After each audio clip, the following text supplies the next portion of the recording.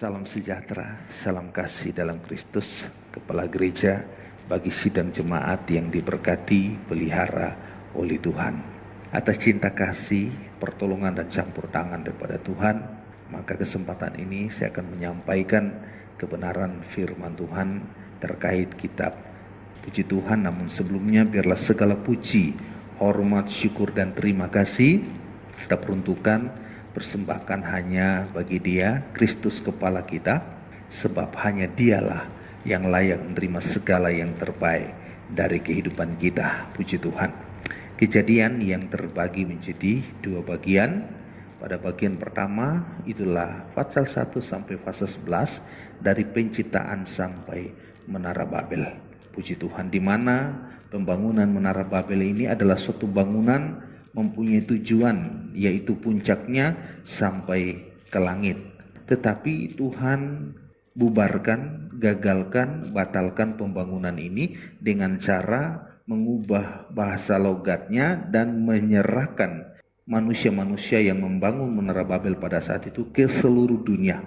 Mengapa, saudara? Tentunya ini tidak disukai, tidak disenangi oleh Tuhan, karena ada sesuatu mungkin yang terganjal di hati Tuhan sehingga harus dibatalkan.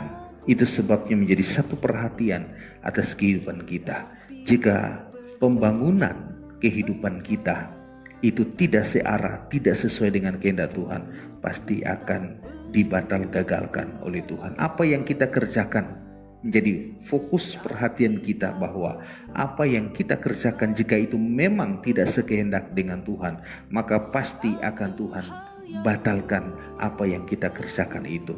Bahkan di akhir zaman ini Tuhan mengatakan, jika memang dalam hidup kita terbangunnya hidup ini terbangun ke arah Babel, atau kita terbangun sebagaimana Babel dibangun, saudara, maka Tuhan tidak berkehendak atas hidup kita dalam pembangunan itu. Itu sebabnya, saudara, di dalam kitab Wahyu, coba saya mengajak kita bersama membaca di dalam Wahyu pasal 17 ataupun 18. Di sana Tuhan sangat-sangat memberi kita suatu warning, bahkan suatu dorongan, suatu saran bagi kita agar kita meninggalkan kehidupan Babel. Mengapa demikian? Wahyu 18, coba kita mulai membaca dari ayat 4 dan ayat 5 dulu. Perhatikan. Lalu aku mendengar suara lain dari surga berkata, pergilah kamu. Ini ada satu perintah disebut, pergilah kamu hai umatku, pergilah daripadanya, supaya kamu jangan mengambil bagian dalam dosa-dosanya, dan supaya kamu jangan turut ditimpa malapetakannya, sebab dosa-dosanya telah tertimbun-timbun sampai ke langit, dan Allah telah mengingat segala kejahatannya. Dosa, kalau dulu itu menara yang sedang dibangun puncaknya sampai ke langit, maka di akhir zaman ini dosa dan kejahatan yang dibangun sampai ke langit, saudara. Jadi kehidupan kita, jika terbangunnya hidup kita sebagaimana kita terbangun bagaikan Babel yang terbangun, dosa yang terbangun, kejahatan yang terbangun dalam hidup kita, maka pasti kita mengalami suatu kegagalan, dan kegagalan itu diizinkan Tuhan terjadi atas hidup kita. Itu sebabnya kalau kita tidak mau gagal, saudara, baik secara jasmani juga secara rohani, Tuhan ingatkan, pergilah hai umatku. Berarti kita harus keluar dari kehidupan Babel. Mengapa? Agar kita tidak menjadi kehidupan yang gagal, kita tidak menjadi kehidupan yang tidak berhasil di dalam Tuhan.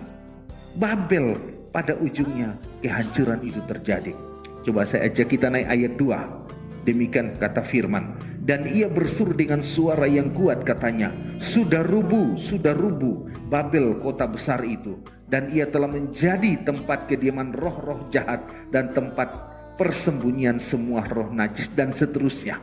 Berarti pada ujungnya kehancuran itu terjadi, bukan keberhasilan, tapi kehancuran jika kita terbangun sebagaimana Babel.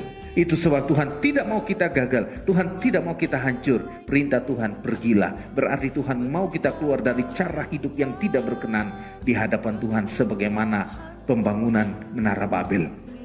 Tuhan tidak mau kita ditimpa oleh murka dan kebinasaan. Tapi Tuhan ingin kita diselamatkan dengan cara kita keluar dari Babel. Satu ayat saya mengajak kita saudara untuk membaca dalam 1 Tesalonika pasal yang kelima.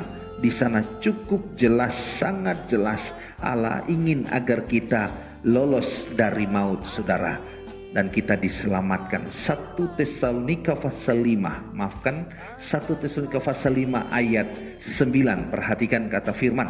Karena Allah tidak menetapkan kita untuk ditimpa murka. Sekali lagi, karena Allah tidak menetapkan kita untuk ditimpa murka, tetapi untuk beroleh keselamatan oleh Yesus Kristus Tuhan kita. Kita harus diselamatkan dengan cara keluar dari kehidupan yang tidak berkenan di hadapan Tuhan.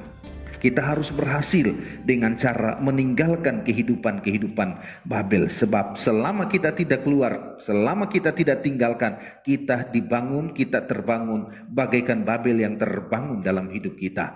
Dosa dan kejahatan, kenajisan yang terbangun di dalam kehidupan kita. Allah tidak berkenan kepada pembangunan semacam ini. Allah ingin kita selamat dengan cara keluar dan meninggalkan Babel. Demikian firman Tuhan. Kita ketemu pada momen berikut. Tuhan memberkati kita semua.